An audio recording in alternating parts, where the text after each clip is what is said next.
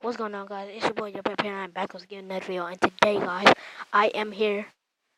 today, guys, we'll be reacting to Dwyne and Jazz, a Christmas Eve horror story animated. So let's get right into it.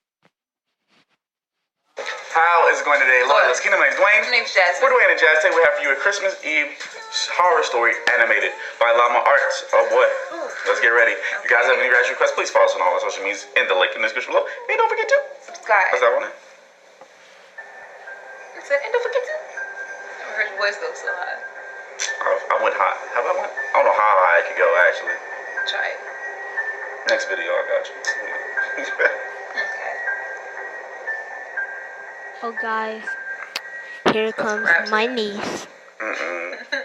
Last year on Christmas Eve, I was working late. I'm 23. I work in New York City and commute home every day on the train. Since I'm one of the younger ones in the office, I got stuck with one of the worst shifts, so I wasn't able to get home until 5 o'clock. Aww. My family had already left a whole hour earlier to go to my cousin's house, so I had to drive alone. After having a quick snack before the half-hour drive, I got back in my car and put my cousin's address into my phone. Halfway through the drive, it started snowing.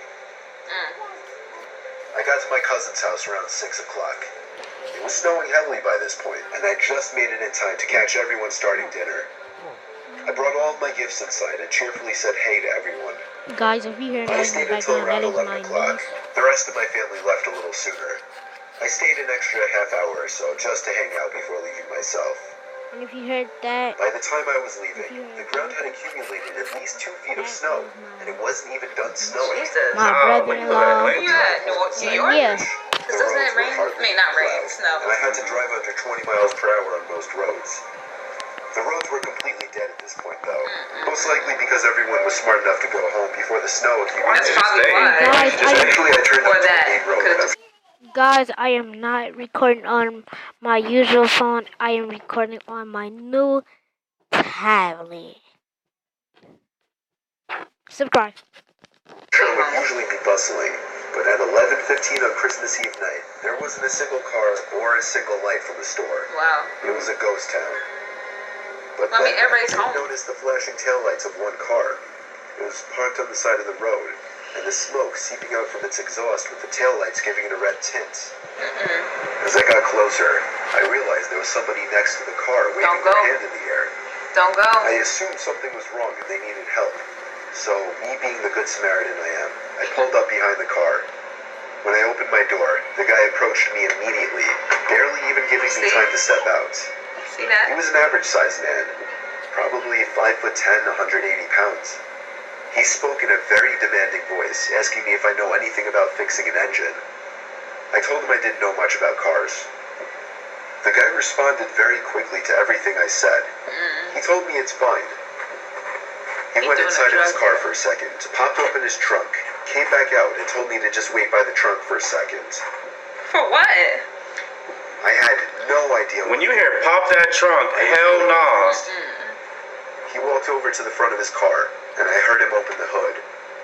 I couldn't see anything he was doing since the trunk was blocking my view, and the loud wind of the snowstorm overpowered any small noises he might have been making. I put my hands on the back of the car and leaned my body in anticipation, when suddenly I heard 3 or 4 quick and aggressive footsteps in the snow behind me before I was pushed into the trunk. The man tried to close the trunk on me, but I kicked my feet up in resistance and held it up. Oh. I was able to overpower him and kick the trunk open completely. As I took advantage of the few seconds I had to get out of the trunk, I took out my keys. Oh. He tried to grab me now, and I dug my house key right into his neck. He fell to his knees, and his scream echoed down the deserted street. I was in my car and halfway down the road before he could even get up from his knees. You're murdering now. A little further down, I called 911 and reported the guy.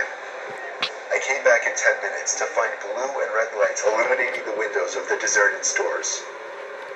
The police held him until the ambulance arrived for him. Oh, I thought he was dead. I watched the whole thing, and nothing ever felt better in my life. I got home safely half an hour later and told my family everything. I was still very shaken that Christmas, and this remains possibly the most horrific thing I've ever experienced. So, you went home, were you...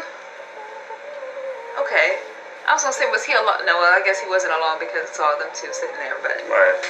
why? First of all, when he said open the trunk, that would be a red flag. Well, I hear. That would be a red flag. I used to hear pop the trunk. Do I have to pop the trunk on you? That's never a good thing. That's not a good thing. That means they're trying to do something to you. And Right. It's not gonna be good. What did he try to do to him?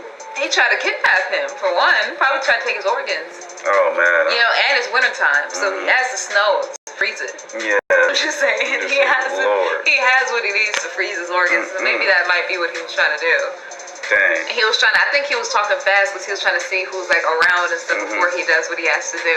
I would have been walking right behind him, if anything, if I stayed. That's if I Yeah. stayed, 'cause I would have left. I wouldn't even took the opportunity to help him out or to call the police or something.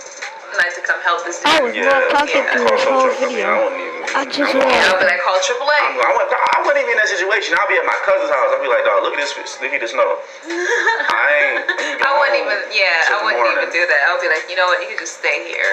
Yeah. And we'll just get you like some blankets. Yeah, exactly. That's You're it. your family. But- I guess they ain't, not that family enough. So, do you guys have, please comment below, tell me back. Don't forget to like, subscribe, and share. It's just more.